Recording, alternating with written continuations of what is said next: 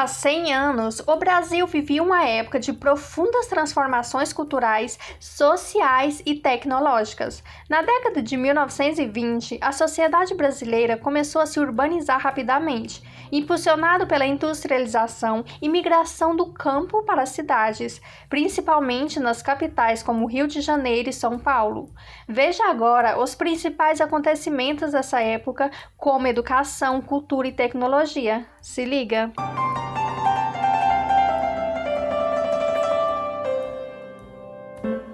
Há 100 anos, o presidente do Brasil era Epitácio Pessoa, que venceu Rui Barbosa em uma eleição direta. Naquela época, Brasília ainda não existia e a capital do país era o Rio de Janeiro. A população total do Brasil, incluindo brasileiros e estrangeiros, era de aproximadamente 30 milhões.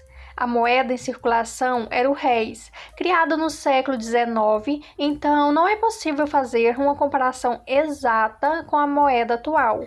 A Primeira Guerra Mundial havia terminado em 1918. O mundo estava passando por transformações em diversos setores, inclusive passando também pela terrível gripe espanhola. A Grande Gripe chegou ao Brasil em setembro de 1918 através do navio britânico Demerara, que desembarcou passageiros infectados em Recife, Salvador e Rio de Janeiro, vindo de Lisboa, Portugal. Além disso, marinheiros doentes que prestaram serviço militar em Dakar também desembarcaram em Recife no mesmo mês, espalhando a doença para outras cidades do Nordeste e São Paulo.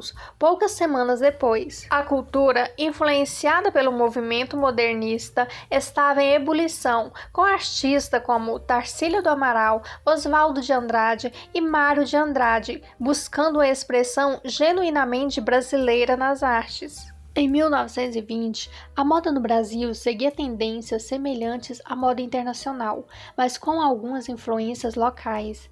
As mulheres brasileiras usavam vestidos chemise de corte reto com cintura ao nível dos quadris. Era dominante de dia e de noite. Usava-se também meias de seda em cores lisas e os sapatos eram os escarpins de couro ou tecido bordado. Outro elemento popular era o chale. Os tecidos das roupas eram altamente decorados. Os homens geralmente usavam trajes formais, como terno de corte clássico, mas também podiam ser vistos usando roupas mais informais, como camisas de linho e calças mais soltas. Além disso, acessórios como chapéus clochê, feito de feltro em forma de sino, ficava justo na cabeça e cobria a testa. Gravatas eram populares tanto em homens quanto para mulheres na sociedade brasileira da época. Na educação, o país enfrentava desafios de acesso e qualidade. O sistema educacional era ainda principiante, com pouca oferta de escolas públicas e grande parte da população sem acesso à educação formal, especialmente nas áreas rurais. A tecnologia também dava seus primeiros passos, com a chegada da eletricidade e dos primeiros automóveis, que começavam a mudar a paisagem urbana e os hábitos de locomoção.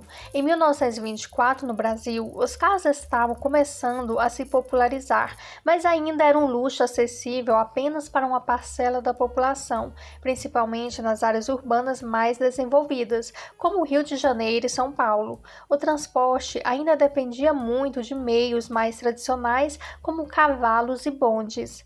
Para quem não sabe, bonde é um veículo de transporte público sobre trilhos, geralmente movido por eletricidade, que circulam em áreas urbanas. Apesar dos desafios, esse período foi marcado por um forte sentimento de otimismo e esperança em relação ao futuro do Brasil.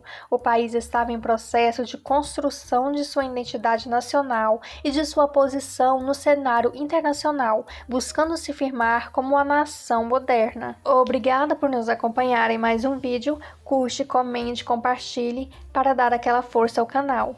Cheiro no coração e até a próxima!